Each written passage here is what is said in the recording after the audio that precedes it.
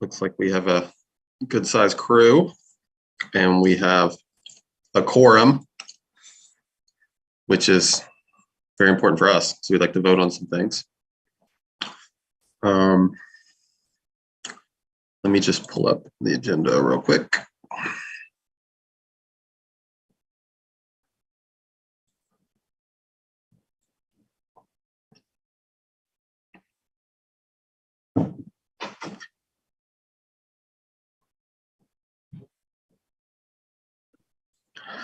Okay.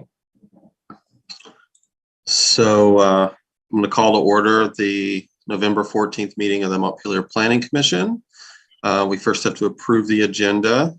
So if I can get a motion for that from Planning Commissioner. I move that we approve the agenda. Okay, we have a motion from Gabe. Do we have a second? I'll second. Oh, I'm going to take Ariane's second as opposed to Aaron's burp. So we have a motion from Gabe and a second from Ariane. Those in favor of approving the agenda say aye. Aye. Aye. Aye. You opposed? Okay. Okay, for tonight, we have a few things to go through. Next on the agenda is comments from the chair. The only thing we have, I don't want to hold things up because I know we have some visitors. The only thing we have that's not on the agenda is there's a municipal planning grant application that we need to approve of, and I think I'll need to sign. Mike has the details. So Mike, why don't you explain what's going on with that? Yes, we didn't have any projects that were on our list for municipal planning grants, but the Public Works Department came over and said they had worked with a company that does basically LiDAR imaging of the roadways. And they've done this for other communities, and they've used municipal planning grant funds to help pay for it. We use it to offset some of our costs for our pavement quality index. So every 3 years we go through and basically drive down the road with high resolution cameras and take pictures of the roads and then determine where it's most important for us to do crack sealing, where it's important to do certain things. So DPW wanted to go and use the funds, municipal planning grant for that. So I told them it was going to be fine. So we're doing a kind of a rush application really quick on that. So we're going to council on Wednesday to get the application idea approved. And the other piece that needs to happen is Kirby needs to sign it, recognizing the approval of the planning commission. So is everyone okay with DPW using this planning grant for the roads? Yeah. Okay. Let's vote then. Can we have a motion to support Montpelier's application for a municipal resolution for a municipal planning grant? I so move. Okay. Do we have a second? second.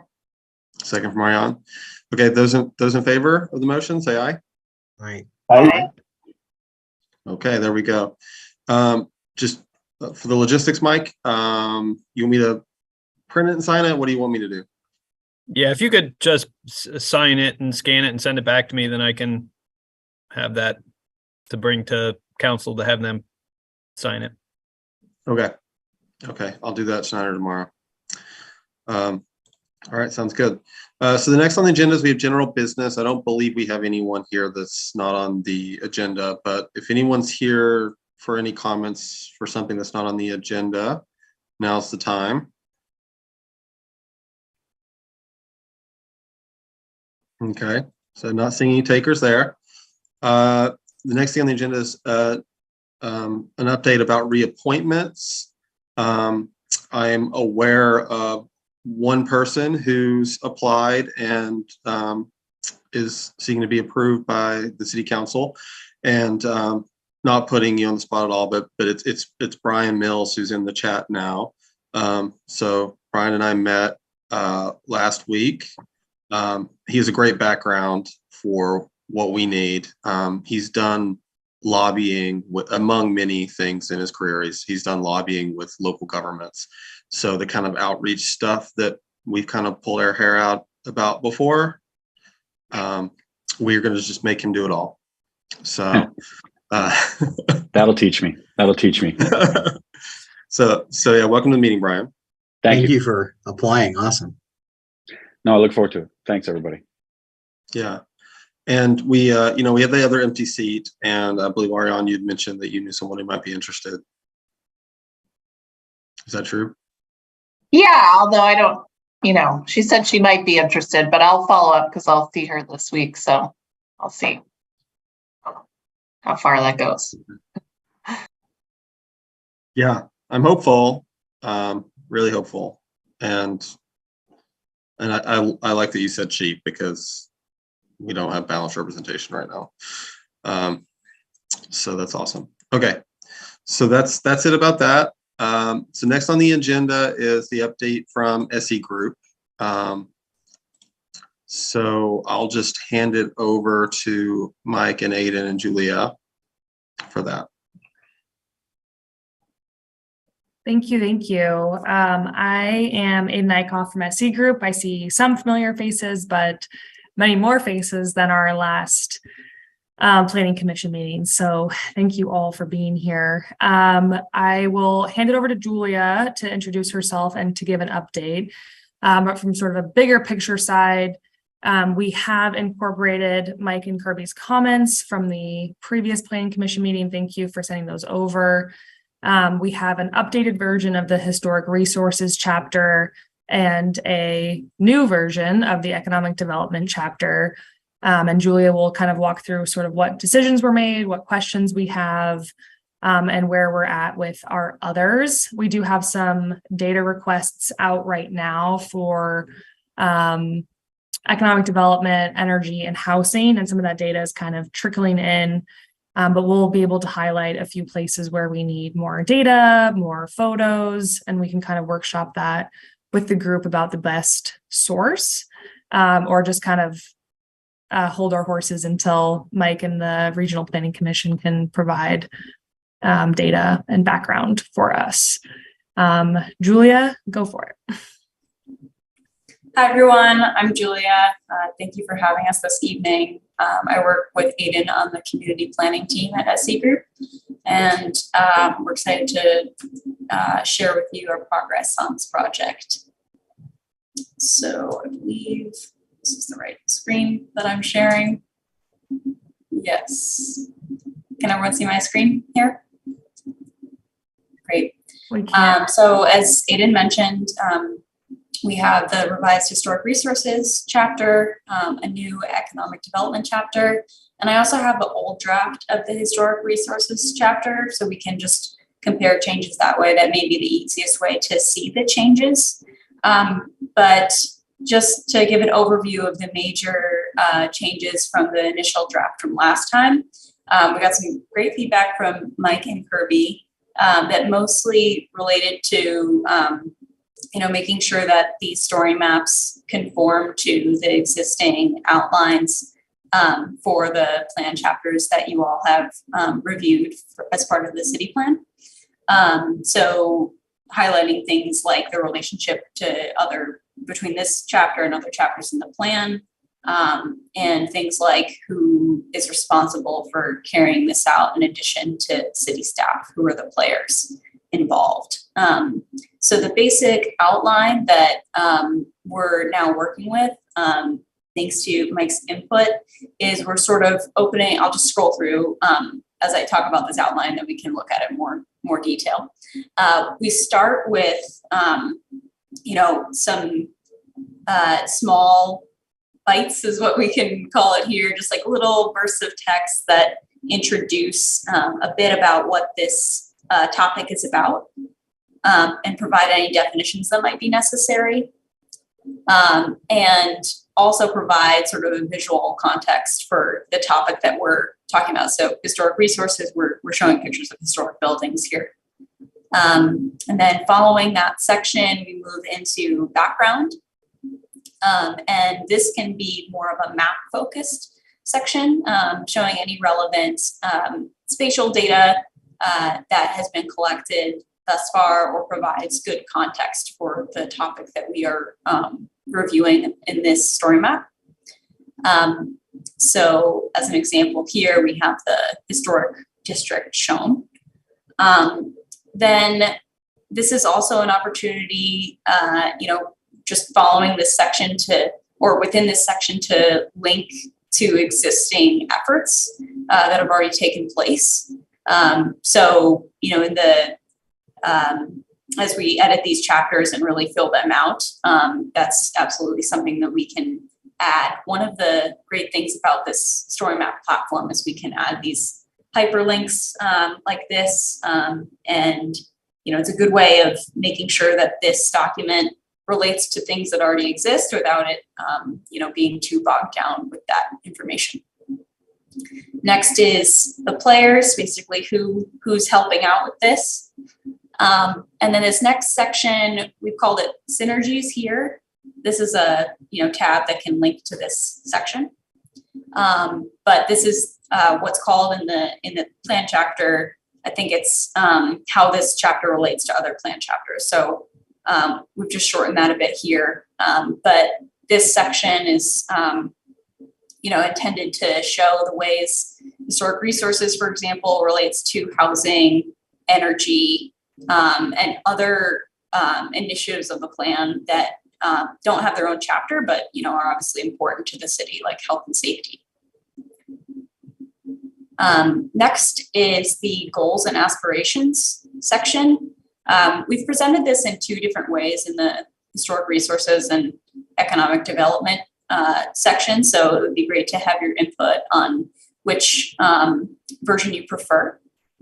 But this summarizes, the intentions that are laid out at the end of each plan section. And then finally, there's a link to implementation. And I think this is, remains to be seen how we will incorporate implementation here. I think we're sort of waiting on feedback on the rest of the document here, and it'll be an ongoing conversation, I think, with the city, with Mike, to figure out what are the things that the city would like to show in terms of progress on the plan implementation, and what is ongoing updates to this section at the end here look like. So that was a really fast overview of the basic outline for this.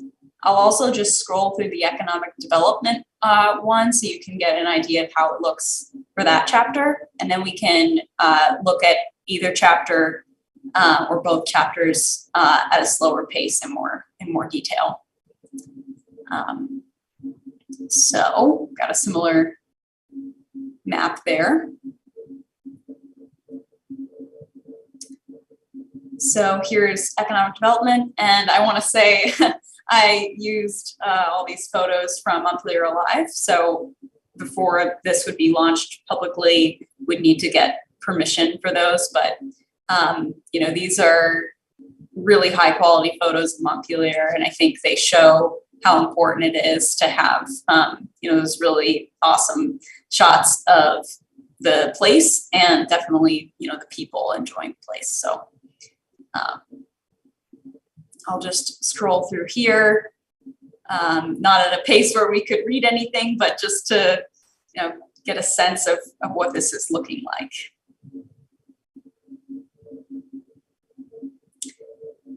So this is a background section. We are another piece of feedback that we can return to once we begin discussing this is whether this section, this background information, should move down to this map focus section to kind of prove that information there.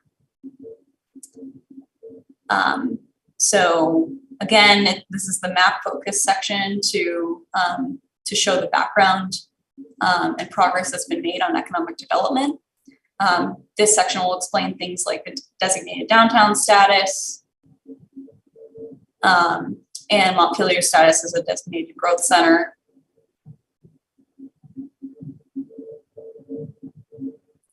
The players. And we've got synergies again. In this version, we've incorporated a couple images that relate to the different chapters. So those being transportation and historic resources.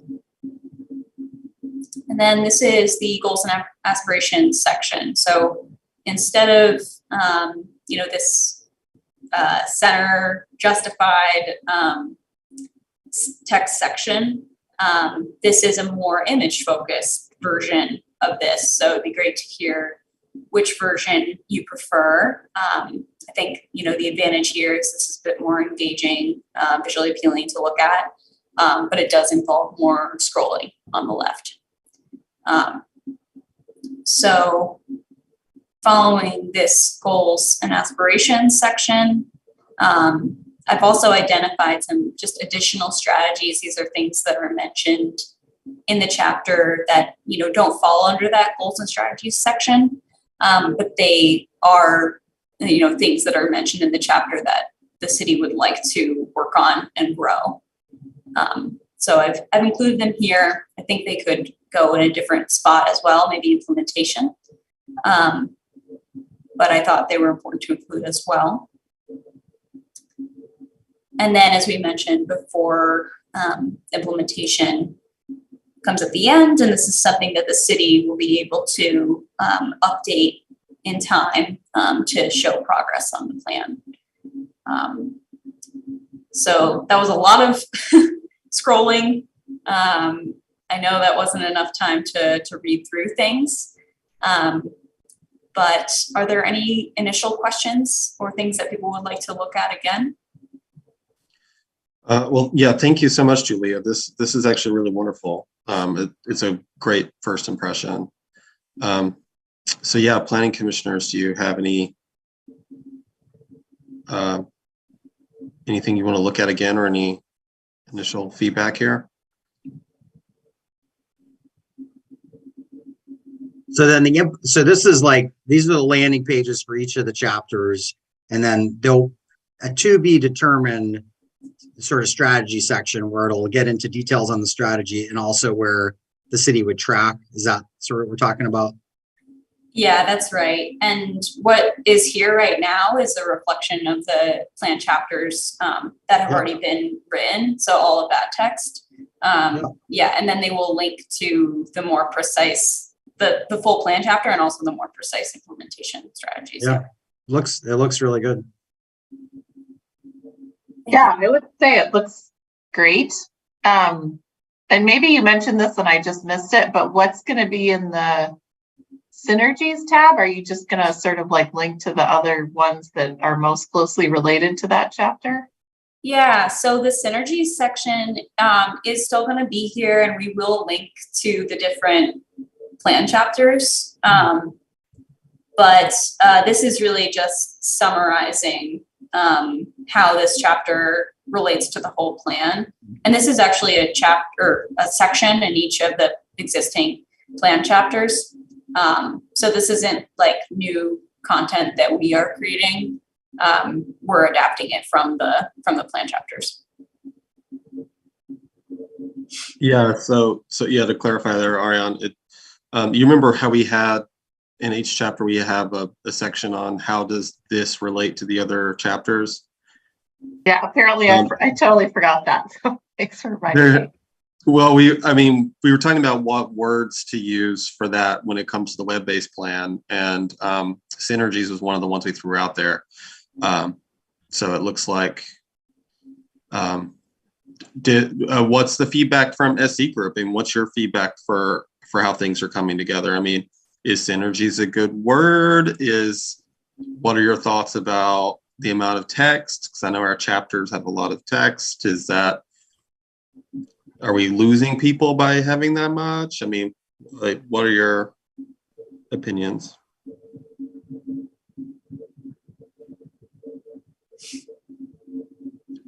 Aiden or Julia, either of you? Julia, what do you want to take it? Because I know you had some questions about sort of where things showed up. How best to kind of condense and reorganize some of the existing information so that we had some of those introduction style information bits that kind of led into others. Yeah, I think one of our main questions and things that would be helpful to hear from the group today is if, it's important to have these chapters as they're laid out in story maps here, be identical to each other, because there is, there's just different content that's provided in the different chapters. And so one thing that we have found is, there's really great information, for example, about Montpelier's existing conditions for economic development and its sort of context in the region. But there's not a similar section or role for that in the historic resources chapter. There's definitely some discussion here about how Montpelier's downtown and, how intact it is unique for the community, but there's not this amount of, discussion about, the actual metrics related to employment, for example, you know what I mean? So this is one thing that we're running into is, we want to provide this information. It's really, I think it's important context. Should this be grouped into a background section just below here? That would make this section a bit longer and less focused on the map itself. Or is this something that, can just be adaptable from chapter to chapter? Like, in this economic development chapter, it's here. In another chapter, there might be another special section. So that's one thing that we'd like to hear today. If the group has opinions on the different sections of the plan, and if they should all be identical here, or just as much as we can. I think we will have these headings in common across all of the plan chapters, so that will be standard. But yeah, we're just looking for some feedback on that, and then maybe we can go into more specifics too. Well, I mean, for me personally, I don't think they need to be absolutely identical. I think that it makes it more intuitive for the reader if they can expect roughly the same thing on each page. But if we have a little bit more background on one page than another, like I think economic development is one of the ones that stands out as having the most like current context. I don't think the other chapters are going to have as much of that. Yep. What are other people's thoughts? And I can rephrase the question if anybody needs. No, I mean, I agree. I think as much as possible, and then, just make adjustments. What they've done is really good, right? The layout of it. And by the way, I like the image. I know you're scrolling. I like the economic development image, and then you're looking for opinions. I don't know if other people have opinions on that, but yeah, it looks great. Yeah, we'll have to ask Montpelier Live if we can use some of these images just for presentation purposes today. You should be able to get them to agree, I would think, since we're all on the same team. Yeah. Yeah. It looked like maybe Eric had feedback. Yeah, this is Eric Gilbertson. I'm chair of the Historic Preservation Commission, and we're applying for a grant from the state certified local government program this year to identify in a broad and general way the historic resources in Montpelier, possible districts, those that are on the register, so that there's a summary of what is historic in the community, because I think it says somewhere in this that all the historic resources have not been identified. we're going to look at all the neighborhoods and have some kind of a general plan for listing those things on either the state register or the national register sometime in the future. Thanks, Eric. Yeah. So Eric, what is your impression of this kind of draft historic resources page for the? It's great. I think it's really good that they said we haven't identified all the historic resources in the community. That's important. I think the photographs are quite nice. And the focus on the downtown is appropriate, but we have so many historic neighborhoods. I think it's great. To your point, Eric, there is, Julia, if you scroll down maybe like 2 more maps, I think there was some missing data in the data request about the location of historic resources and historic structures. So if there is more information out there, that would be great to see, but also it's good for us to know that there is a planning process to look at, the character of historic neighborhoods and to kind of identify those. But if that does become a GIS data product, we can absolutely add it to this story map. And I think it would really help paint the picture. I mean, we're a couple of years out with that, but I'll look at, Okay. I think we probably have data on what's listed one way or another. It's very haphazard in Montpelier, what's actually listed and what is historic. So. Okay. Yeah, that information would be great to show here. I think, the intention with this map, as we're, just scrolling through it here, is to show spatial information that's available for historic resources at a couple different scales. Like one of the advantages to story maps is the ability for this map to zoom in and show different layers at different, levels of zoom here. Different scales. So, here's the downtown historic district, then here's the Capitol complex area. And then with this layer, as Aiden mentioned, we're hoping to get some data on available historic resources in this area. And I think, the purpose of this is not to show that everything's been, evaluated and it's done, because as this chapter points out, there's still some assessment that needs to happen. But if we could show just even a sample of some of the known historic resources, I think that would be helpful here. I will work with Meredith particularly on that. And I mean, we're looking at things like the Meadow, which is kind of an obvious historic district, along with College Street, and there's a bunch of other ones. Yep. But we won't really have that information nailed down for a year or two. Okay. Meredith, jump in. Oh, you're on mute. So just to build on what Eric's saying, I mean, there is, for the individual buildings, the city doesn't have a GIS layer to get those buildings that were listed individually outside of the Montpelier downtown district.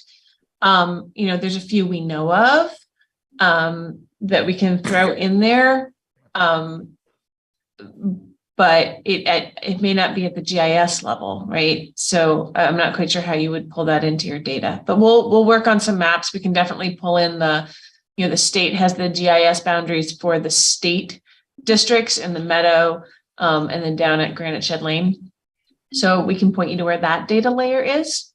They're not individual buildings, they're neighborhoods, but we can pull together some stuff, I think, that would help. Great, thank you. Mm-hmm. So out of curiosity, where's SE Group pulling the map data so far, like for the things you do have? Yeah, so it has mostly been from the city. We have been submitting data requests for any information that we might need, and that includes photos as well. And then there will be a couple of instances, I'm sure, where we're supplementing with state information. I think I did pull from VCGI on this map of the,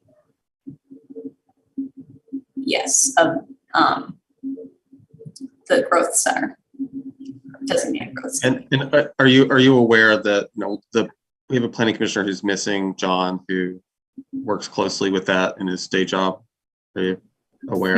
We have been getting some information from the RPC, but I don't know what John's specific day job is.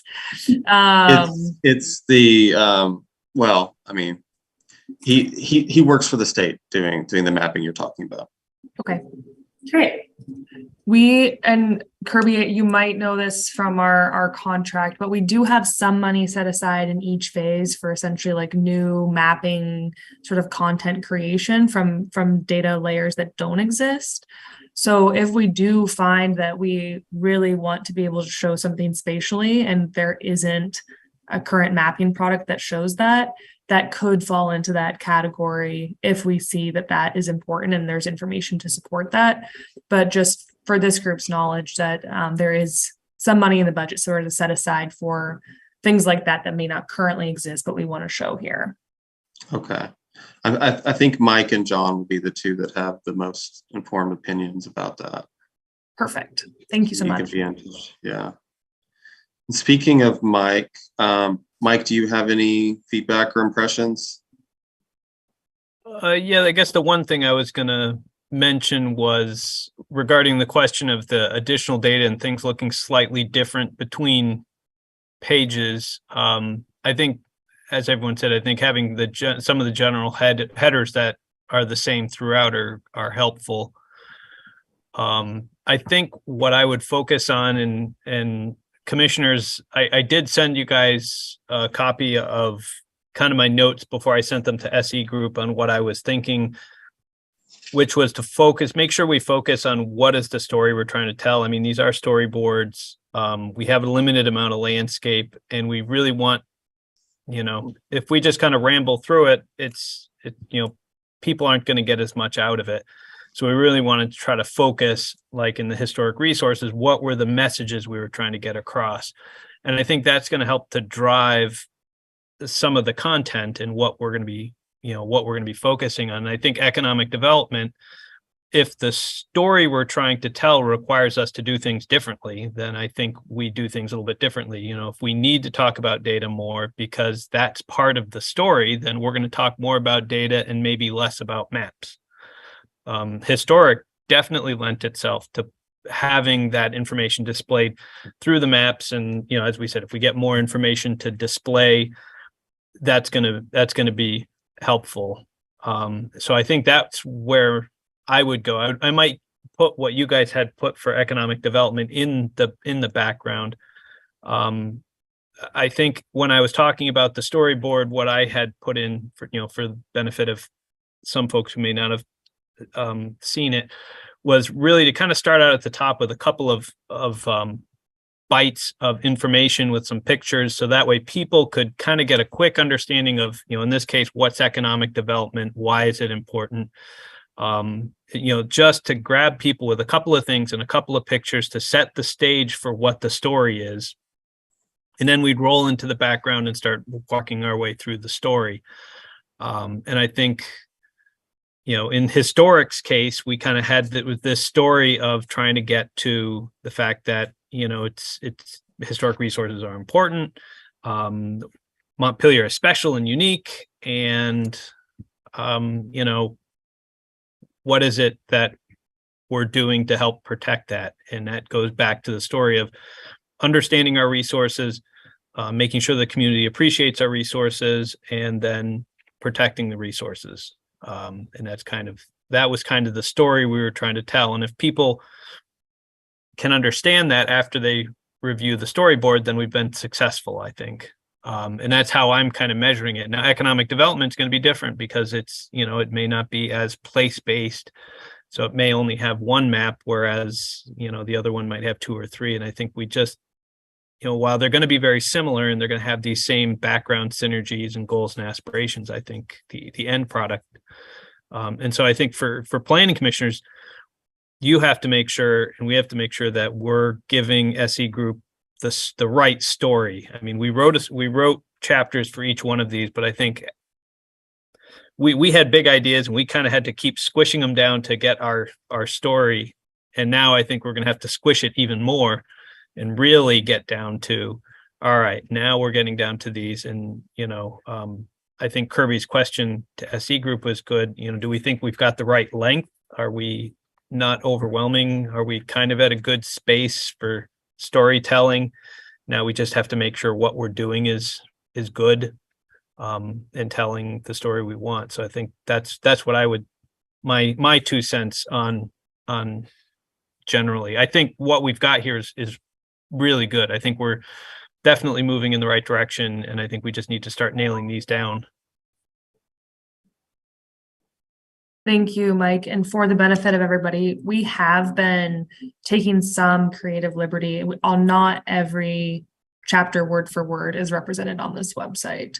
So having sort of an initial reaction of, okay, like we have some scrolling to do, but it's not too much text that someone would, leave the page and not want to read it.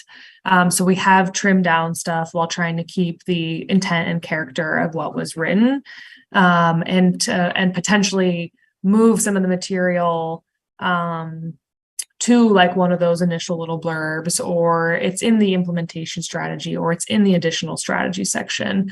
So as far as the amount of content goes, it is less than what was in the original chapters. So I'm interpreting what you're saying is that you think it's at a pretty good place in these examples. Yeah, I personally do. I think that there's only so much sort of like visual conversion of some of the information that we're going to have a couple paragraphs of text here and there. And I think that the way that they're broken up and the way that the sections are laid out right now does, to me, provide a good balance, knowing that we will have more images and maps in final versions. But to me, it does break it up enough and provide enough visual diversity or so that I think people would stay engaged. Yeah, I would agree. I think, Story Maps is at its best when it really is those like media focused slides, where you're just looking at these like couple words and, the image quality is great. And so it can fill the whole screen and looks really nice. I think this is when Story Maps is at its best, when it's really media focused like this. But, as Aiden said, we don't want this to be like, a scrolling adventure where people are just scrolling and scrolling and scrolling to get to all of the content. So sometimes it's just going to be more efficient to have some blocks of text. So I feel that we've tried to strike that balance, and we'll continue to do that. One question I have as well about, sort of converting the plan chapter to this story map, is for the goals and aspirations section. I feel there's storytelling that's happening in the story map, and then there's also just, trying to draw out some of the high points and like takeaways for people. And in this section, the way I've done that is by numbering different initiatives that start with a strong verb like this. And, that's a liberty I've taken from the plan document. But because this is more of an official section, the goals and aspirations section, I do want to check with the team that is an okay thing to do. Or if, there's some explanatory text that we should add here, to explain that this is not verbatim, like, what the goals are. This is a summary or something like that. I feel comfortable with you doing that. I think it is great to let us know, just so we can double check that it's retained the same, meaning this was intended from what we've passed. And as you both probably already know, city council might change some things too. Yep. Which does anybody else have thoughts about those liberties? I have been sitting and pondering a sort of bigger like meta question about who are we writing this for? And like there's two groups that are quite different from each other that I'm having in mind, and that's a casual user who's curious about what's going on in Montpelier. And then there's the like policy wonk type person who wants to, you know, for whatever their motivations are, they want to know the weeds. And it seems like we're like the way that we're telling a story is that's more of like oriented toward a casual person, which is fine for me. But I'm just wondering how the like wonk type person is going to, because what I imagine is those people are going to be the most interested in the strategies, which looks like we're going to have probably on the bottom of each page or like a link to something, a link to them on the, like, it looks like that part's still up in the air. But that's just kind of what I'm thinking about. I'm not uncomfortable about the way it looks like it's laid out now. I'm just wondering if anybody else has thoughts about those users and what we should be doing. One suggestion I have for that is in the hub site that will eventually, house these different story maps. We can add a page to that would describe, different intended audiences for these story maps and how they might like to review them. So that wouldn't, necessarily appear on individual pages here, but it could be a resource for people who are visiting the hub site, and that's probably, where they'll access these at the beginning. Kirby, I think it's a great question, and I think in many other projects that question is asked much later. So thank you for bringing it up now. My understanding is that we're framing this as you see it, and I think you identified it correctly, that this is trying to go towards the general population who may have some sort of interest. I think the use of the links and the external links and external, as you said, like if you're more interested in strategies, go to this page. I think that's really where we can leverage it to kind of play to all audiences, and that we will have links to past planning documents. People will understand who the players are involved. And then you can get into the nitty-gritty a little bit more if you follow it, but it will take someone who is more committed to visit those links and to kind of follow those threads.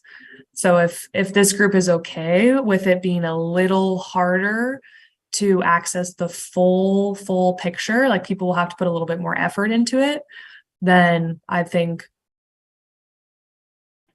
we can continue in the direction of having this more general population, but still not losing the information that a policy wonk would be more in search of. Yeah. So yeah, what I'm thinking while you're saying that is,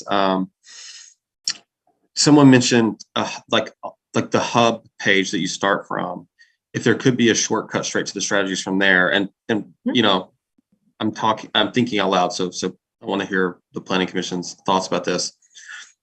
I could see like a person who's trying to use it for research, they'll be able to go from the hub page and not have to scroll all the way to the bottom of each of these. So I think if that's an option for us, I think that's how we can kind of make everyone happy, maybe. Yeah. I could see us being accused of trying to hide information if we didn't have an easy way to get to the strategies. Mm-hmm. Yeah, I was going to say, I expect the implementation strategy will be its own page. It's just going to look very different than the rest of these chapters. It's the part that they're going to be working on with John to kind of come up with some way that we can present all the information that are in those Excel tables There's just no easy way to do that. And John has, I thought, a pretty easy way if we can get some opportunity for everybody to sit down. But I think if we have, as they said, and as you said, a direct way for people to understand that, from that main kickoff page, that those strategies, whether it's somebody who's putting together an Act 250 application or somebody who's, for whatever reason, really wants to know what is the city going to do about affordable housing, that they know that the detailed policy section is over there. And that's really where staff, as you said, the policy wonks and committees, I would expect and hope that over time, the housing or the Historic Preservation Commission would be looking at the historic plan that's in the city plan to go and get ideas for their next set of projects. So that's how I expect it to get laid out. But the chapters itself, like we're looking at on the screen, those are expected to be us putting information out, us helping the public understand historic resources and why it's important and what we're doing about it. And economic development, why is it important? Why do we care? What are our goals and what are we doing about it? Just so people can kind of get a general sense that, like you said, if they're policy wonks and they get to the bottom and they're like, I really want to, understand more, then they can click that thing and they end up over in the implementations page where they can, and we're not sure how that would appear. They could get that complete list, or they can be able to scroll through or be able to search it. I'm not sure exactly how it all comes together, but there'd be all the information that's in our Excel tables would then be accessible to people who want to be able to navigate that. Absolutely. And I think the hub site could be a good next deliverable that we can discuss in I think we have on the books for the next mid-December planning commission meeting. And I think that could be a good goal for us to come with at least a couple examples of other hub sites or the framework of what it might look like for this project. And obviously we still have to meet with John. We're trying to schedule that. So. Great. Another piece of feedback that I have, and again, planning commissioners jump in anytime with this stuff, is I would think that if we're trying to narrow down what story we're trying to tell, that looking at the goals, I think the goals are written to be broad statements of what our overall highest priorities are. I don't know. Would you agree with that, Mike? That if we were trying to be inspired to think of what story we want to tell, that yeah, I mean, they can be related, but they don't have to be necessarily kind of verbatim. We're telling the story of what our straight goals are. For something like housing, we may not even get down to the goals. We just may end up, because there's so much to housing, we may just end up focusing mostly on the aspirations, because we did end up with multiple aspirations for housing. So that may differ, but again, it end up being a subset of that. It's a topic that we want to talk about.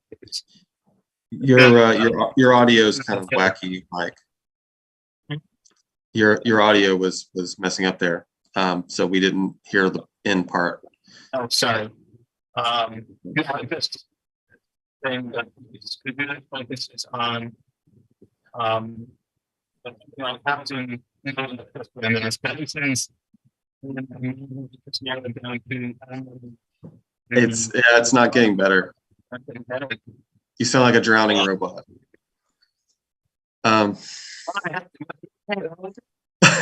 Okay, the robot's all the way drowned now. Can't hear you at all. Yeah, try to get that sorted out. But I think I got the gist of what you're saying. Housing seems like the one in which we could probably all agree that the story there is we've fallen very far behind on meeting the demand.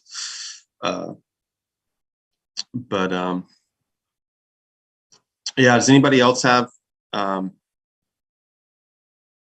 hopefully Mike, you can figure out what's going on with that. So can I just jump in and ask a question here? Please. Something that I also have just forgotten that I know that we've talked about. But are we putting these pages out to be, I mean, what's our public participation process? I forget. Look like. It's happening primarily in the spring, and there's going to be events. There's going to be places where we present it and put it out there.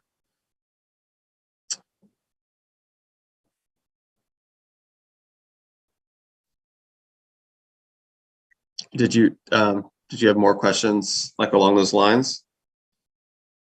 No, I couldn't, just because it seemed like we were talking about it like it was, when she was when Julie was, or Aiden was talking about the language changing, I was thinking, well, the language is probably going to change, could change anyway after the public participation process. So that was all. I just had that question.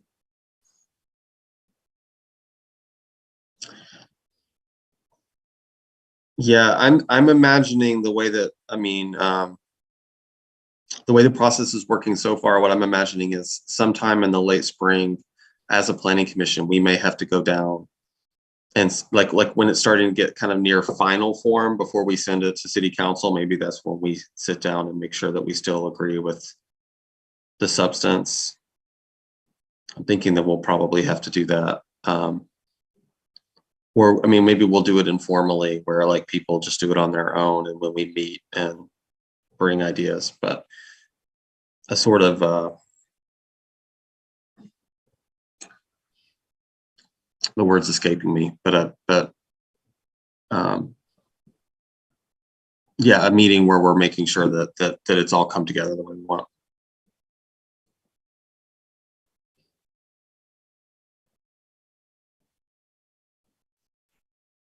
Anybody else have any more feedback for SE before they go and then come back in a month or so with the hub, which is, I think, a good idea?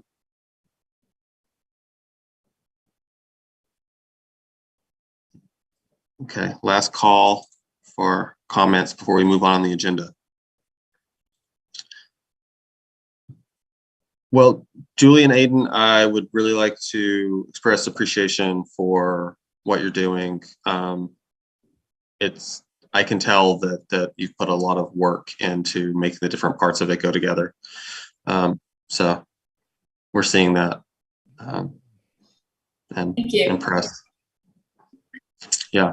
Thank you. We will make sure to send those links along so they can be included in any wrap up or notes email that goes to the Planning Commission after this call. And we are absolutely open for feedback at any time, especially when the group has a little bit more time to scroll through and read. But thank you all for the discussion this evening. And we will be communicating absolutely with Mike and John between now and the next meeting and with anybody else if they have feedback. So thank you. Thank you. Good evening. Bye. All right.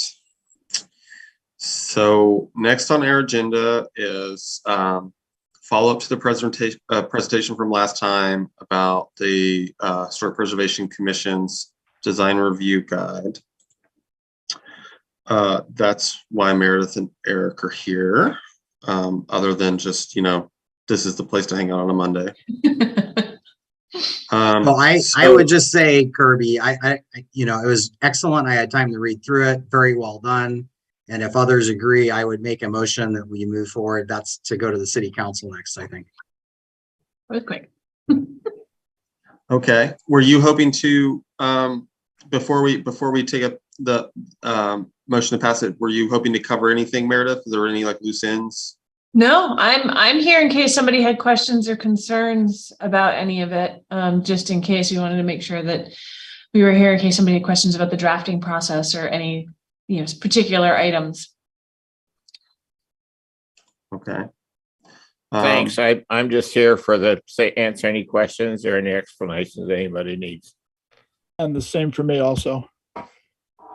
Great. Welcome. Okay, before I address Gabe's motion, just want to kind of informally see if there's any informal questions or anything first from Aaron or Ariane. I'm good. I've been good. It was great work, great document.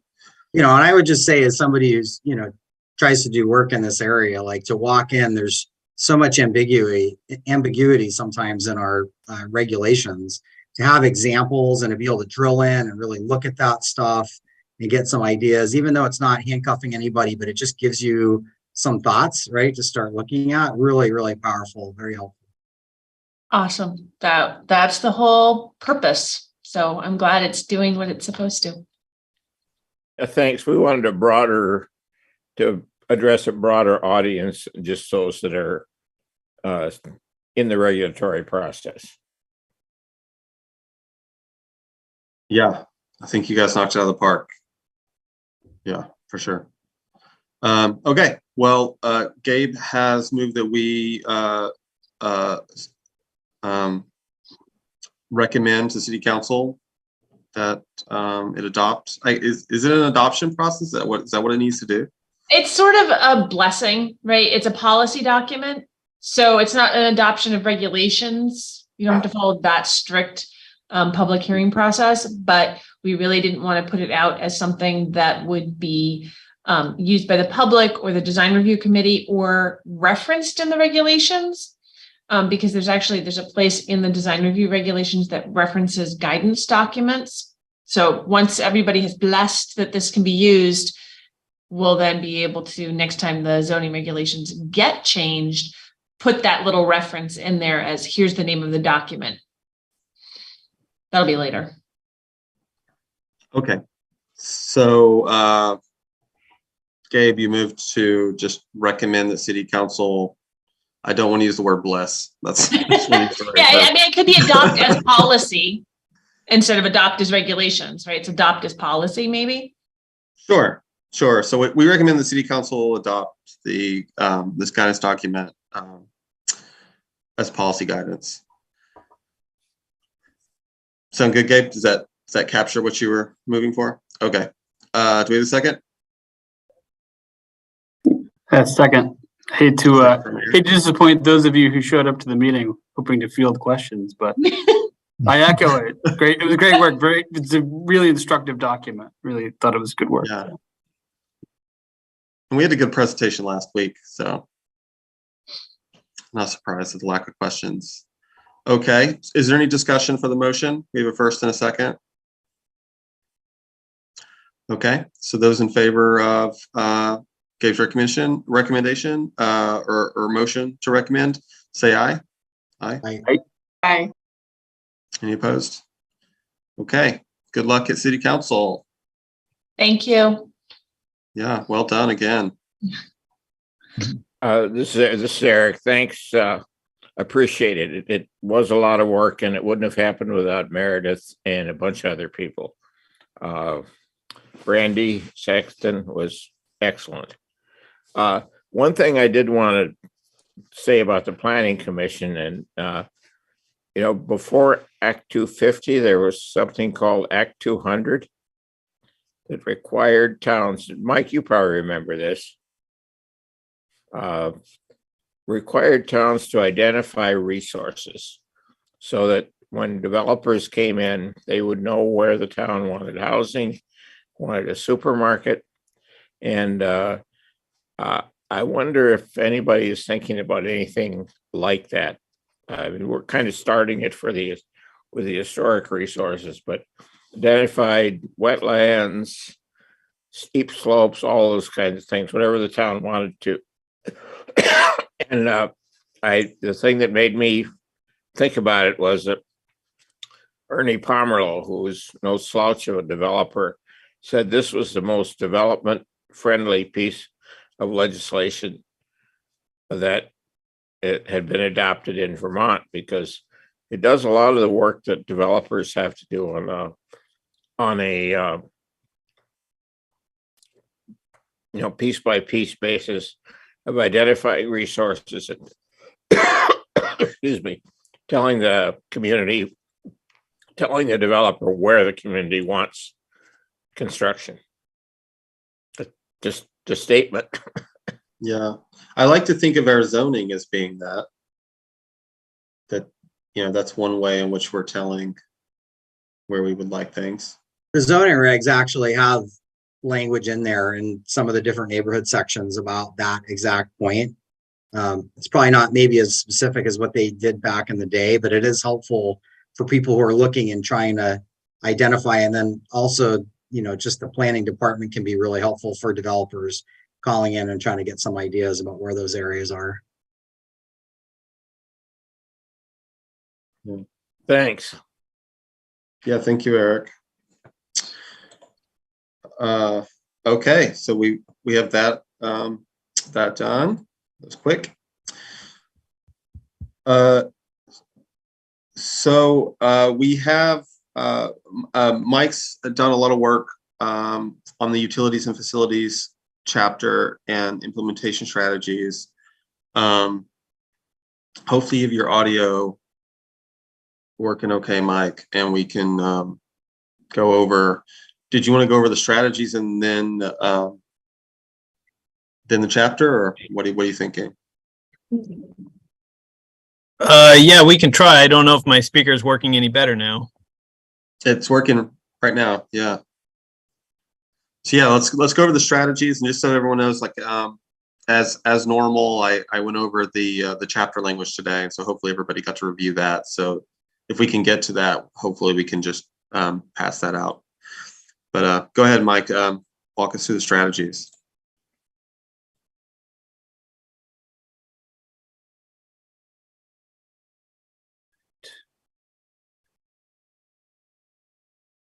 If I can do this here.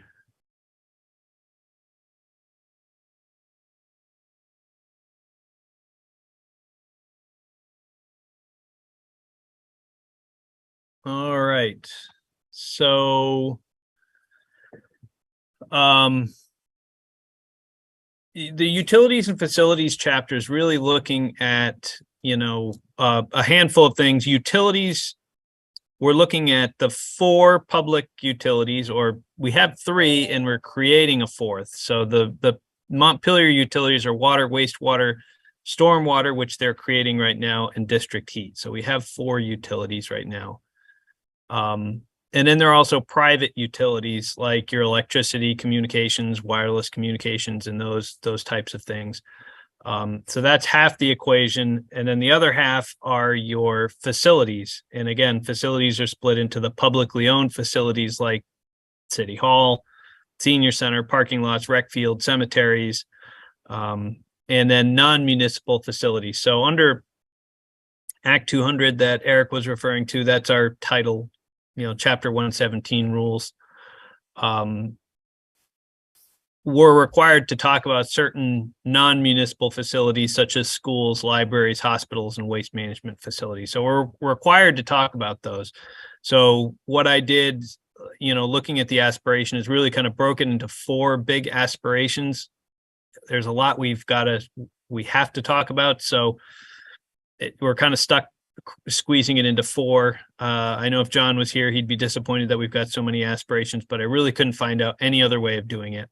And so with respect to the 4 public utilities, what we really talk about it's really kind of common sense. We want to provide quality service.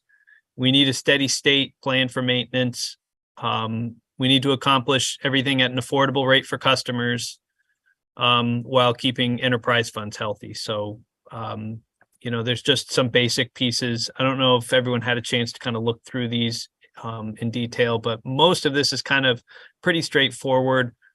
You see it in our zoning regulations. City public facilities sufficient to meet current and future demands will be maintained and efficient, net zero where appropriate.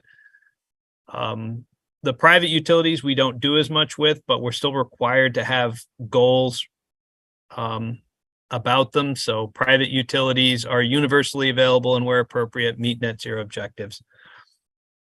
And that's mostly ties into the electricity for net zero. And a lot of these for Montpelier are pretty straightforward. It's not a big deal. You know, we talk about electricity, communications, and telecommunications. Montpelier, we've got universal everything. You live in Montpelier, you've got multiple broadband opportunities. You've got multiple cell tower opportunities. You know, this same exact goal in, I live in Hardwick. In Hardwick is,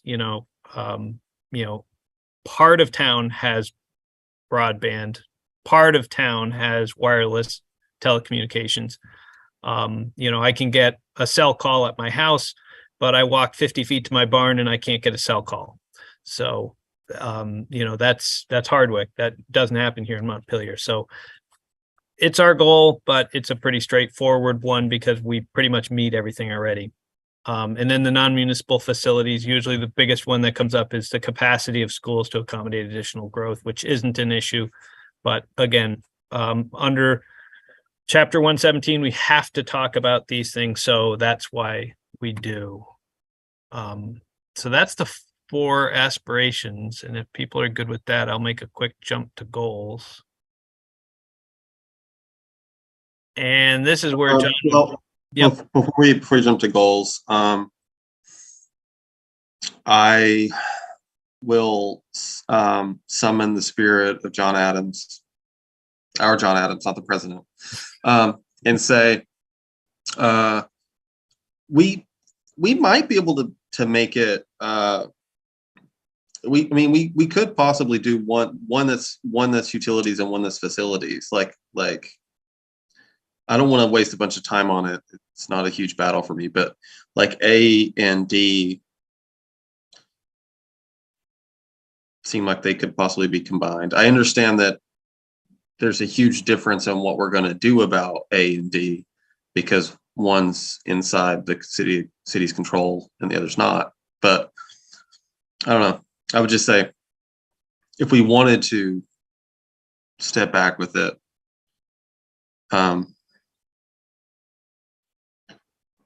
yeah, we could combine A and B. I was just trying to keep things from getting too long and clunky between the two. And that was really the only reason for splitting those out. So anyway, I just thought I'd mention that if there was interest in it, but we can keep it at 4 for now as well. Yeah, I think there's possibly room for combining C and D. A and B, I think, would be tough. No, I was thinking A and D. A and D, because they both cover. Well, I guess actually D does go more to facilities, so maybe D and B. It's just bringing utilities things together and bringing facilities things together as aspirations, and then have the goals separate them back out. That's all. Yep. Yeah, and we can see how the goals and strategies play out. And sometimes if all the same strategies to implement B are the same strategies as implementing D, then it might make sense to pull them together. If they use different strategies, then it might make sense to keep the aspirations separate. But we'll see as we get down there where it all ended up. Yeah, just throwing that out there to think about. I haven't been a huge advocate of having like 1 or 2 aspirations, but I know some folks are. Go ahead, Mike. Sorry about that. Nope, that's fine. So some of these, again, we might be able to do some combining of goals. This ended up with a lot of goals, primarily because of the nature of everything we're talking about. But for simplicity of my thinking through it, I kept them separate. So, we talked about each one of those factors. So we ended up with 3 factors. The service, the facilities, the plant and distribution lines, and then the financial piece, maintaining it. And so we've got the 4. So we've got 3 of these times 4, you end up with not surprisingly, 10 or 12 of these goals associated with our 4 utilities. So maintaining quantity and quality of water, water supply treatment and storage system. They want to maintain that because we have good quality, we have good quantity of water. We just need to maintain it. Remember our maintain, evolve, transform. We need to improve the quality of our distribution lines in the city, especially of water. That's why we have all the water breaks. And we need to maintain the responsible administration of the water fund and increase funding to the water fund to achieve steady state maintenance. So at this point, we do have good water funds. They are solvent. The issue we have right now is increasing the amount of water funds available so we can go through and meet our steady state requirements for number 2, basically. And then the same thing, we have that same discussion for wastewater, maintain the quality of wastewater. We have a very good wastewater plant. We have a lot of capacity. We need to improve the collection lines. We've got a lot of old lines out there. We've got a lot of infiltration. And then we need to maintain responsible funds because we are doing a good job maintaining our funds. We just might need some additional funds to achieve steady state. So those are pretty consistent. So we might be able to, you can see how these all ended up the same. We might be able to combine 1, 2, 3 with 4, 5, 6. But I didn't, just for discussion's sake. When it comes to stormwater, that's the one we are creating a stormwater utility. We don't have it yet. In this case, we do need to improve the quality and quantity of our stormwater treatment. We don't we don't meet the level that we would want to for our stormwater treatment. We have our CSOs, our combined sewers, that pollutes the river. We've got a lot of stormwater that is untreated that goes straight into the river. So we do have improvements there we need. We need to also improve the collection lines, separate CSOs. And we need to improve the administration of it because we don't actually have the utility. We're still creating it. So stormwater will probably need to stay as its own thing because it has its own unique goals and levels. And then the heat system, because our district heat system is a utility, it's also brand new. So everything is maintained because everything is in great shape. We just have to, other than the district heat fund, which it needs more money, other than the funding, it's in good shape. Facilities, the goals for B, you can see there are only 2. Ensure facilities are sufficient to meet current and future demands, and maintain and where necessary, improve the condition of all facilities. So one is about the capacity and one is about the condition. And we separated those just because our goals for maintaining that are going to be different than the goals for the facilities. And again, we're over here to private utilities where we've got Green Mountain Power, and then down to D where we were talking about those schools and libraries and stuff. We've got goals to balance residential development with our schools. So we basically have one goal for schools, one goal for libraries, one goal for medical, the medical center and other health related, and one goal for the solid waste management district. So we're required to talk about these 4. So we have, again, could we compress these into one? We probably could. Because I was just walking through, that's what I did. I put them that way. Gabe? In the narrative, there's some language that talks about the excess capacity we have for sewer and water. I didn't see anything about schools, but I've heard you talk about it before. Could we add something in the narrative component to that?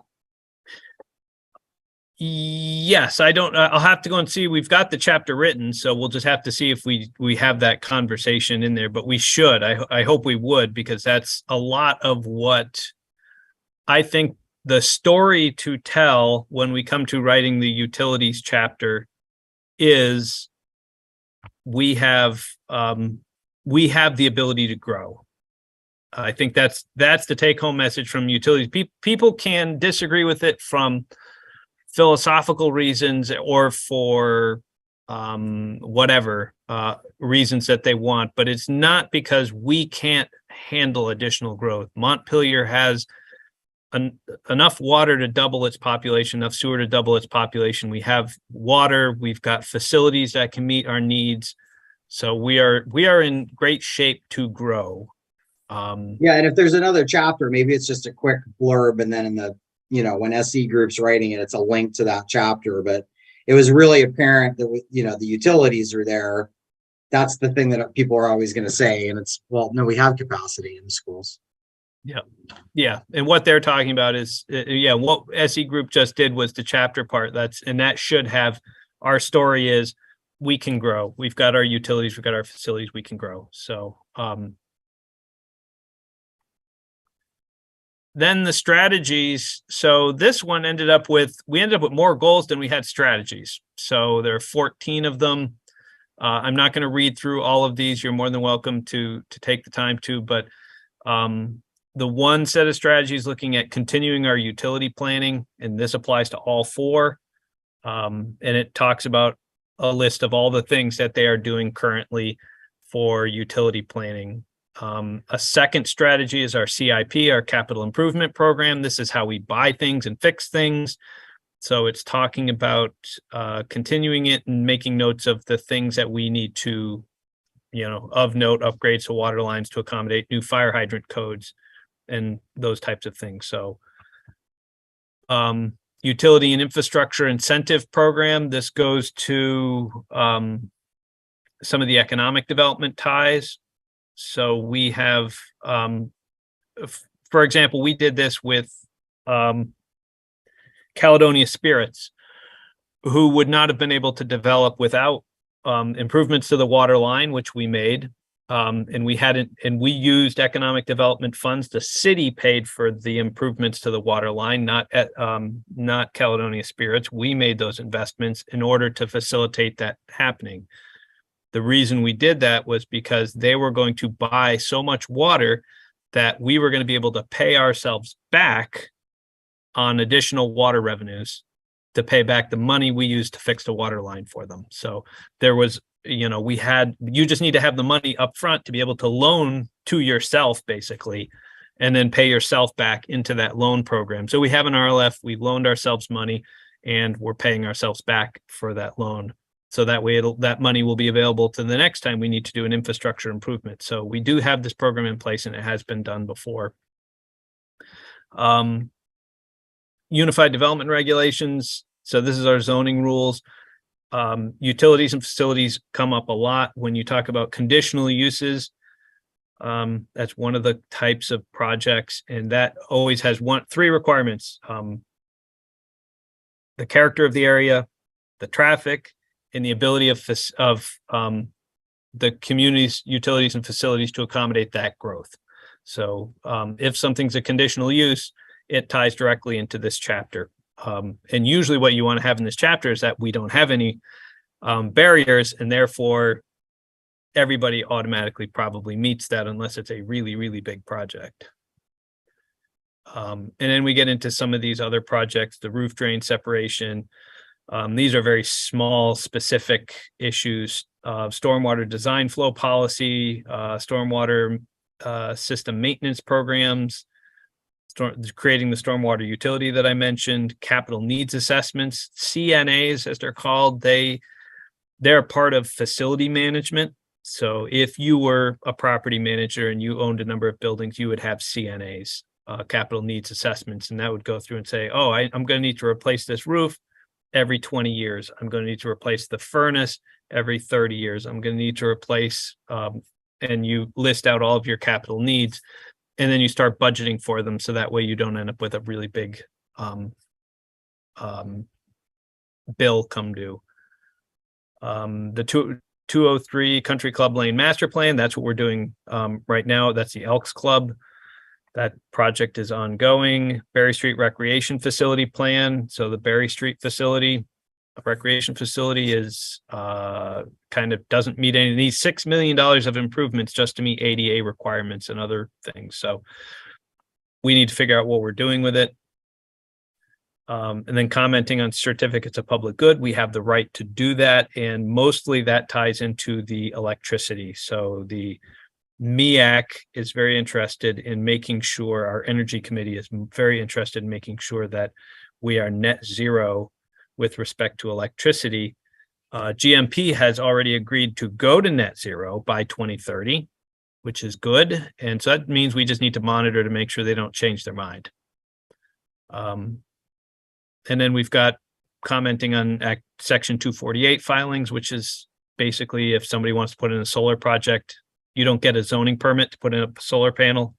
If you're putting up a solar panel, you're getting a Section 248 permit because it's exempt from zoning. And communication program with regional partners. So, and that's really a program that's really about making sure we keep open communication lines between us and the schools, the Central Vermont Medical Center, the Solid Waste Management District. So right now, as far as we know, we don't have any capacity issues at any of these facilities. So our goal at this point is just to maintain our communications with them. So that way, if problems come up, we know we can help address them.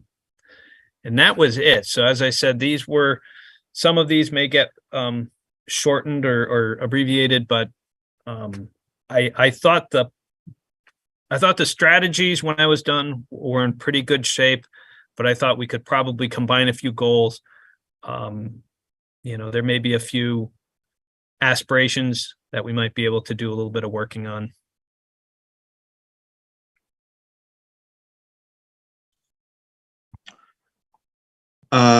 Yeah, I'd be in favor of combining some aspirations and goals. I think that the strategies are great. Does anyone have any feedback or questions?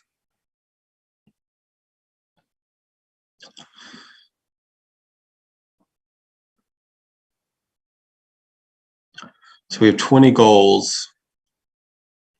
How many strategies did we have? There are only 14. Yeah, that seems like, Yeah, like I Like said, that, it was but- mostly to tie in to make sure we have that individual look at each one of the pieces, like maintaining this, improving this, maintaining this. If we don't break it into the pieces to first go through and say, all right, how does water look? It's this, this, and this. How does wastewater look? It's this, this, this. And so you kind of walk all the pieces out. And then when you're done, if there are so many of them that are similar, we can start combining them. But if we combine them too early, then we haven't really taken the time to think about them separately. So that was why I did it the way I did. Would it be okay that like it's obviously, we want to think about it separately, but would it be okay just for the purposes of listing them to put them back together?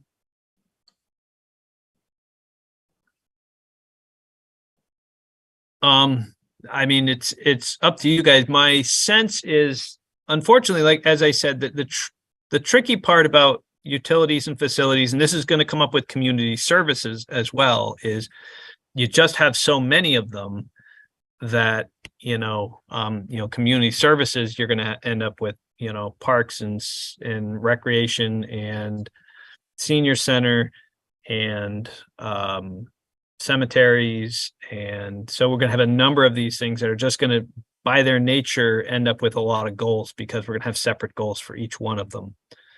And I think utilities is just the same way. There's just going to be a certain amount of tendency to end up with a lot of goals just because we've got to talk about a lot of small things. We've got 4 utilities in the city. And each one's in a different condition. But like I said, I do think we could probably combine 1, 2, 3, and 4, 5, 6. Because they do follow the same pattern. Maintain, improve, maintain. I would think, we might be able to look through, 7, 8, 9, but I think again, we're kind of in a similar, those are all looking at improving.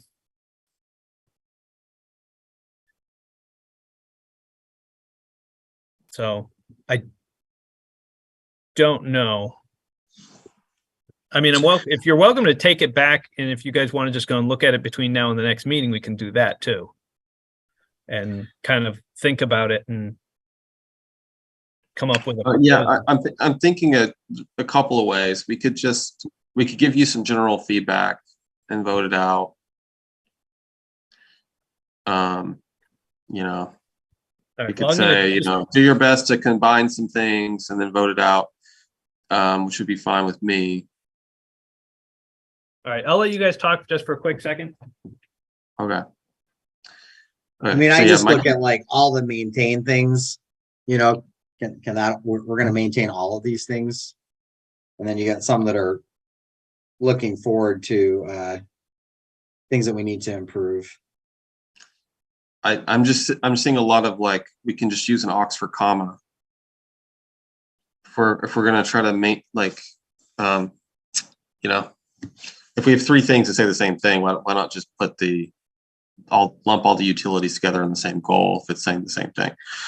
I mean, this seems pretty reminiscent of how it was at the outset for the earlier chapters, where we would have a pretty robust list of goals and strategies, and we just give it to Mike and he would kind of collapse it down into some more, I guess, pithy approaches to the language. I mean, it seems like that can happen here. So, I mean, either we can kind of collapse these things down or we can let Mike do it. But I mean, I remember in the past, we would sort of let Mike do it. So, yeah, I mean, that's the only reason I'm even hung up on this really is that in the past we did that. So let's, you know, make it consistent.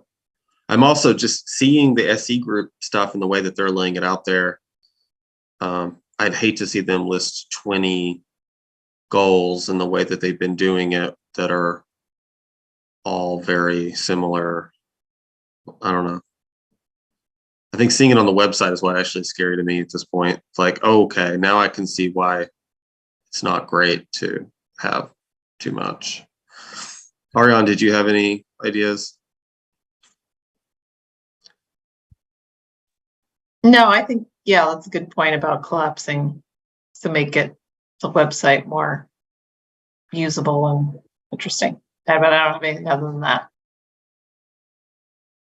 Okay. So Mike, we're thinking of, yeah, just like leaving it to you to try to combine some of it. It seems like everyone's in favor of like combining if possible. And Aaron was pointing out how, you know, you had done that for others' goals and strategies in the past. So,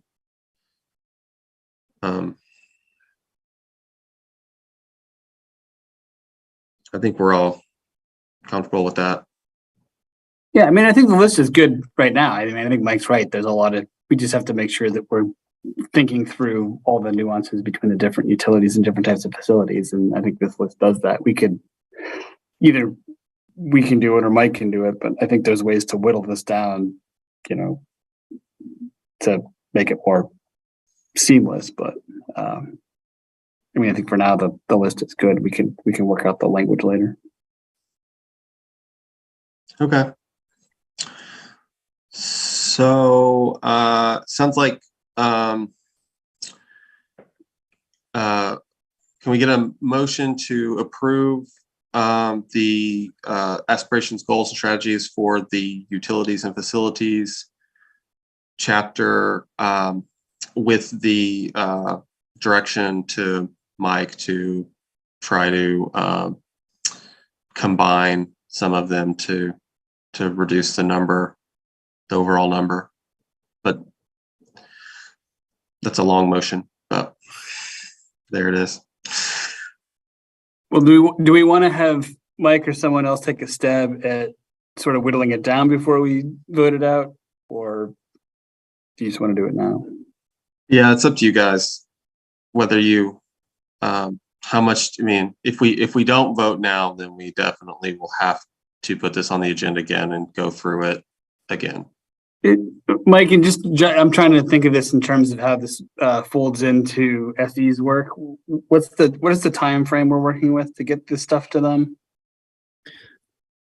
So I'm trying to get as many chapters done as I can before basically the end of December. So we've gotten most of them done. We're the only one we won't have done by that time is land use. So I'm getting down to the final things. I want to say community services and public safety are the two that we're working on. And I have pieces of each, but that my goal is between now and December 31st to kind of get done with those. I don't know if you guys will have fully approved them, but in the back of my mind, I want to know that I've gotten them all drafted up and ready to go. Because I really want to be shifting gears to be working as much with them directly as I can, to be reviewing their drafts to kind of, because once we have the template, you know, you guys have seen the template and we've agreed that this is what we want each storyboard to look like, then I can work with them directly and, you know, take a little bit of creative liberty as they were doing to kind of go through and say, well, let's focus on this being our story. And let's see how much we can pull this together, and let's see what pictures we can get, and let's see what graphics we need to kind of build it out so we can let you guys review it a little bit more refined. And that's my goal for the chapters part. So that's a long-winded way of saying I want to have all the pieces ready except for land use by the end of December. And I mean, if it's all right with the group, I'd be happy to, if it's worth it, if this group thinks there's value in it, I can take a stab at sort of wordsmithing these, the aspirations and the goals and strategies, just sort of see if we can whittle it down a little bit while sort of keeping the key points that Mike has laid out in the list, and just we can vote on it next meeting. It'll be a simple exercise. I think I just say, this is my draft, this is Mike's, which, you know, we can just work through it pretty quickly. But I do think that there is some value in sort of narrowing this down a little bit, if we can. That's fabulous, Aaron. Thank you for offering. I'm totally fine with that. Is everybody else fine with that? Yeah. Okay. So we can put it on the agenda next time, and we can talk about it. Mike can give us his reaction as well. Okay, I'll try to get something in this group sometime next week, hopefully before Thanksgiving, and so while you guys are digesting your turkey, you can look at my hand. Okay. Yeah. So Aaron, I might go and make a second copy of this, so that way, because once we start messing with this, it doesn't exist anymore. So I might just make a second copy in the utilities and facilities folder on the drive. Yeah, I'll make a working copy. So. Oh, okay. All right, sounds good. Okay, that sounds good. That sounds good. So we'll wait to vote then. Sounds like a plan. Thank you so much, Aaron, for that. How do we go up?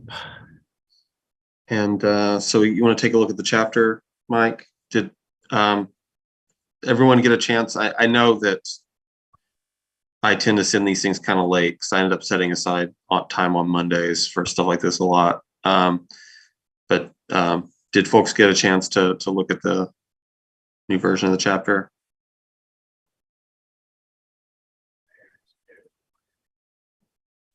I just was able to take a quick skim of it before the meeting, so I haven't really looked at it with a fine-tooth comb, unfortunately. Well, that could be another thing where people can, if we want to, if we're going to take up the other thing later, we can also just wait to vote on this as well.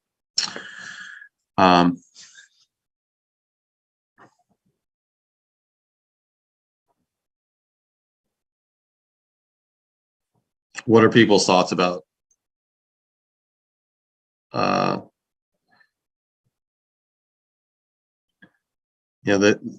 Yeah, so this kind of gets to what the changes that Kirby made. I haven't taken a look to see what your changes are. Usually you do a better job wordsmithing. I throw down the ideas and you can kind of go through, and then this will eventually get shifted again. So when we get to saying what's the story we want to tell, then we'll pick pieces out of this to kind of make the story. And I think this gets a little bit to what Gabe was talking about. You know, we're talking about the capacity of the plants and what are the issues: water, wastewater, stormwater, district heat. And I think maybe what Gabe was referring to is we needed to have something more. I Oh, think there it's it that actually, yeah, if you go down a little bit more. Operated by them. Yeah, we don't have something in here that's as explicit about saying, hey, we've got plenty of school capacity. So it's that little paragraph at the top of the page right there. Scroll up a little bit, Mike. That's where it goes into the capacity we have for utilities and facilities, but it does Yep. not call out schools. And it And should. so when Gabe said that, that was the spot I was thinking that we could add a sentence there. What do you think, Gabe? Yeah, that's great.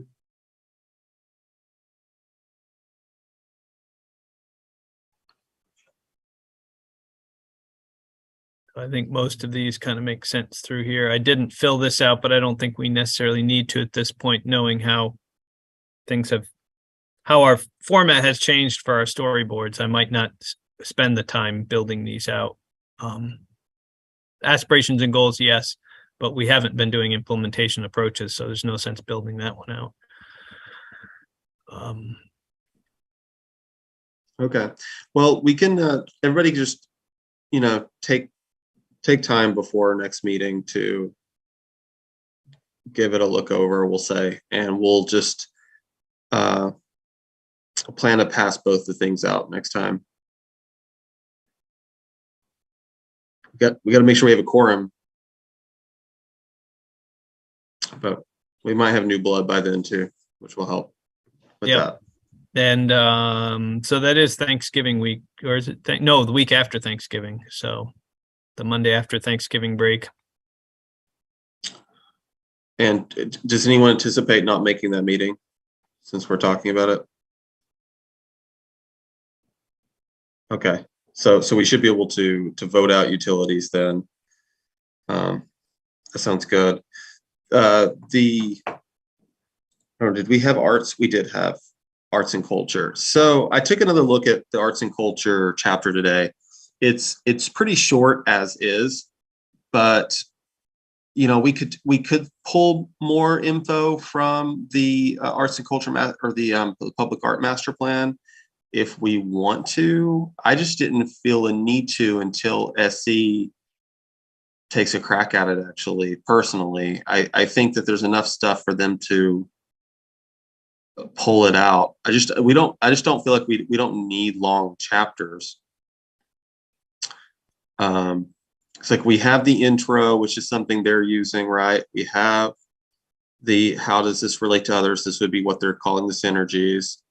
We have the summary of past. Are there any of those big section headers that's missing?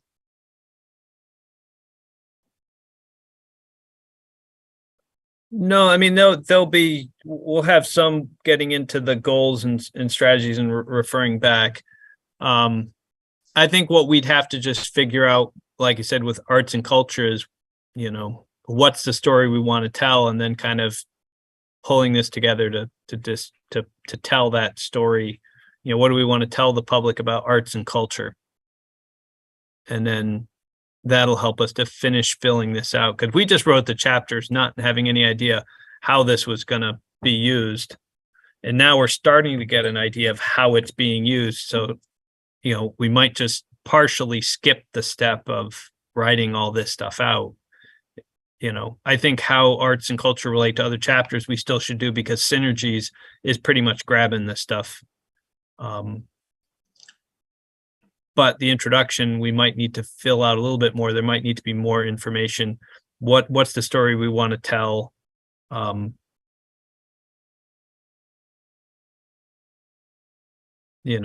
And maybe it's, off the top of my head, we're both, Montpelier is both a community that has a lot of arts and culture, and at the same time, it's also a community that is lacking in arts and culture, and it's kind of this dichotomy of things, and that's what the public art master plan is trying to bridge, that gap that we have, that we don't have very much public art, although we have so much other art. whether it's galleries, Lost Nation Theater, the Savoy.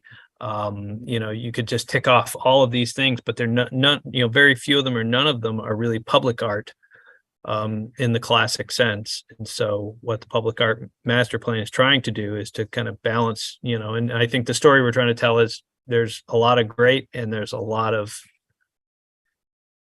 I don't know, room to grow. And I think that might be the story of art and culture, is that dichotomy of, kind of showing off how great things are and at the same time showing off how much better things could be. And maybe that's the story for arts and culture, but that's kind of up to you guys. What do you guys see as the story for arts and culture that we want to tell about Montpelier? I agree with that. I agree with what you said.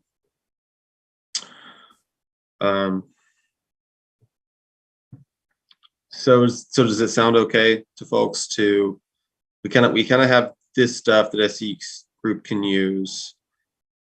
Yeah, that's, now that I'm more aware of what they're after and what they're doing, I realize that we don't need to write a ton, as long as they have things to pull from. And in this case, for this chapter, they can also pull from the public art master plan. We should probably make sure that they're aware of that master plan for if they're looking for more places to steal photos. That's a 40+ page plan that has loads of photos.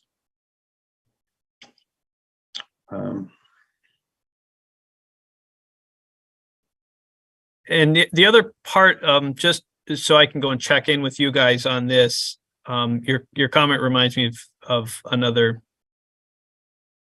item that was one thing we added in to the new historic was about the players and what's going on. And one of the reasons I wanted to do that was because on our city's website, we have chapters for each one of the committees. And it also includes all of those historic documents and all of those other things. So rather than trying to find out how to list all of those old, things we've already done, the housing report from 2011 and the housing report from 2003 and all those things, my sense was if it's not really part of the story, we can talk about the housing committee.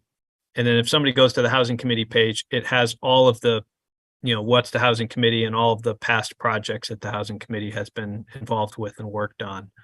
And that might be, especially if we call it out to go through and say additional information on housing and the housing committee, including historical reports, can be found here at this link. And I think that would clean up our presentation a little bit by not having to worry about those past projects. I think that's a good idea. And that would go here with the arts and culture as well.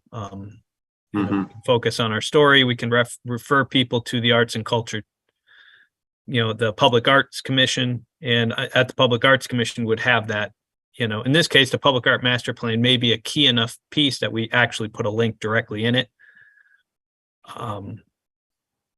But many of the other smaller reports would probably just fall into what the Public Art Commission is doing.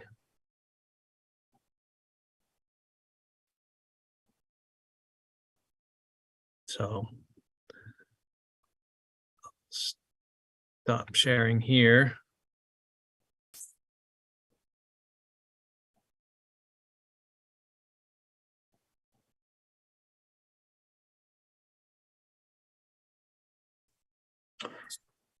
All right, everybody like that plan? All right. Oh, okay. I was going to say I was going to say grab Aaron's vote before he goes to adjourn, but he's already left. Okay, well, we'll just have to adjourn in a more of a yeah, we don't have minutes, so that's why we can't vote on the minutes. So as soon as we're wrapped up here, we're adjourning. Yeah, no minutes. Let's adjourn. We just lost Aaron. That was his Irish vote. Can I just ask one question here? Yeah. And if people don't want to hang out, that's fine. You know, the larger, I know we got to get this plan done, but the larger conversations, like we had that, the pushback on changing the density, requirements. What's the process of having broader conversations about our zoning and how we can remove some of the barriers that could exist, to create more housing? Like, how does that happen? Like, do you just say, because it seems like, okay, we're getting people to come in and say, we want changes, and therefore you consider it. If it makes sense, then you're proposing these zoning changes. But how do we have a more holistic conversation about why are we doing any of these things? Let's just tear this stuff down and allow people, particularly the policy, we've got some great policy that exists in terms of, what design might look like. I mean, when do we have those conversations? I mean, we can have them whenever. Part of it, as I said, my goal is to kind of get the city plan pushing forward, and as it moves out of your plate, you guys then have the world is your oyster, because you'll have, zoning is finally updated and your city plan would finally be often getting updated, and so then you can tackle these individual projects. But wanting to address this, at the same time, we can certainly do it.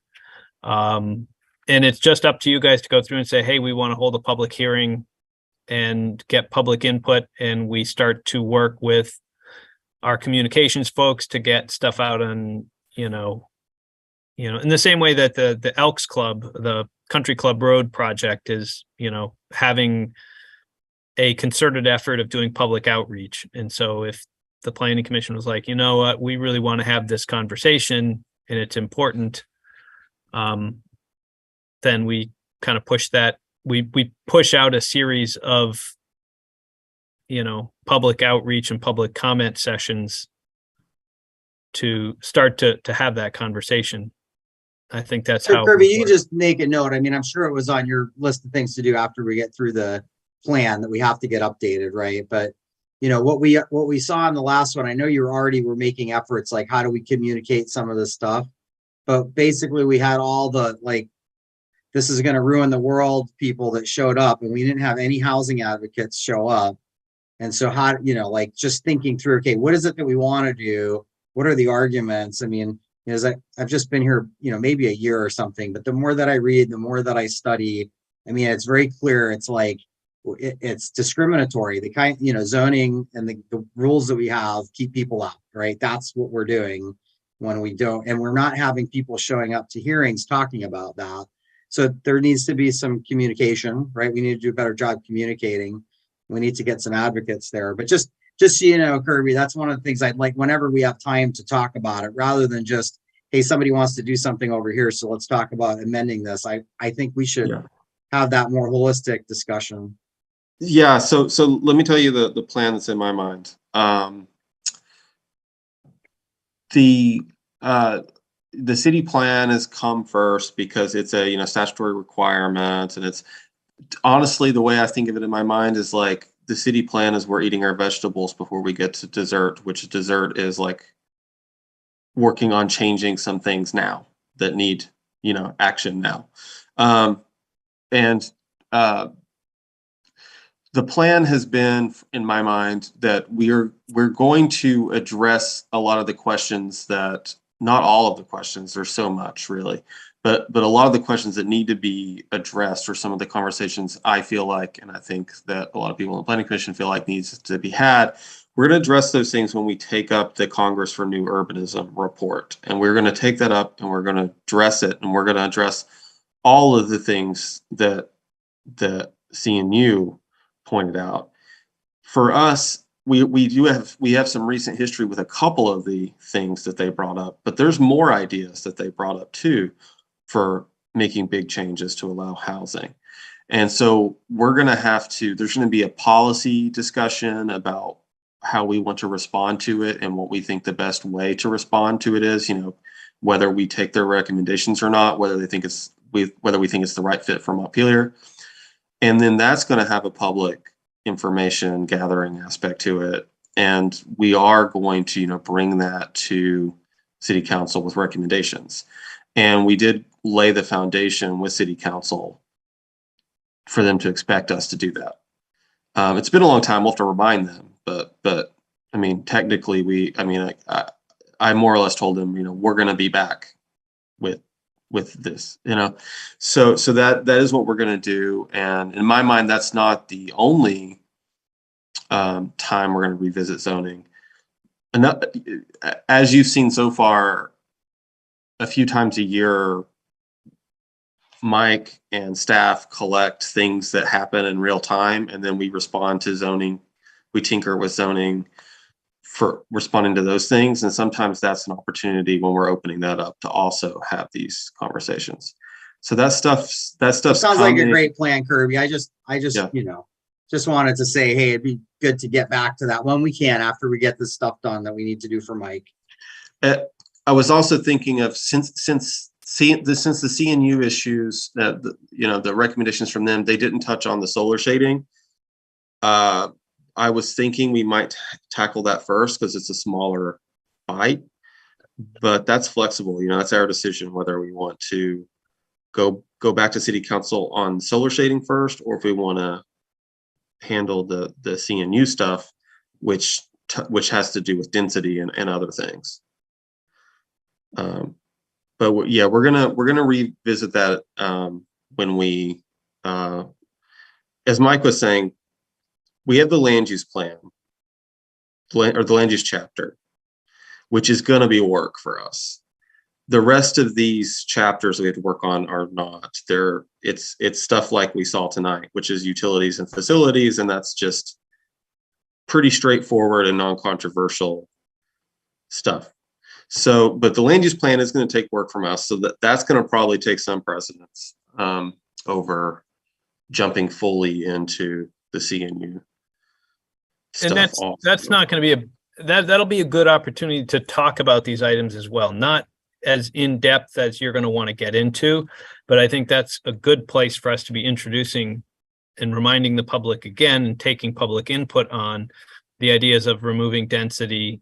I know John will bring up the parking standards. There's a lot of stuff that gets caught up in that. The land use is kind of where everything that we've talked about, the other 12 chapters, have all come together to kind of land and start to develop how are we doing on our land use plan, and what are we trying to maintain, what are we trying to evolve, what are we trying to transform, on a neighborhood by neighborhood basis is kind of how I've been, my mind goes to, we're really going to have to look at it at a neighborhood level, and that's going to help us make a decision on density. We want to maintain the character of the neighborhood, but it doesn't mean we want to maintain the number of dwelling units. Really those shouldn't be related at all. The only thing that really matters is the design piece. And if we can kind of introduce that in our land use, because periodically what happens is we'll get to city council and the attorneys start to show up and they start to go through and say, yeah, but this isn't in your city plan. You really need to go and implement, really need to update your city plan first before you should be updating the zoning regulations to do the things that you want to do. And they're not wrong. So because we're so close, we might as well hit the land use chapter hard and hit it right and talk about all the things we want to do. So that way, the next time we make a proposal, they don't have that card to play anymore. We can say, nope, we talked about this with our land use plan.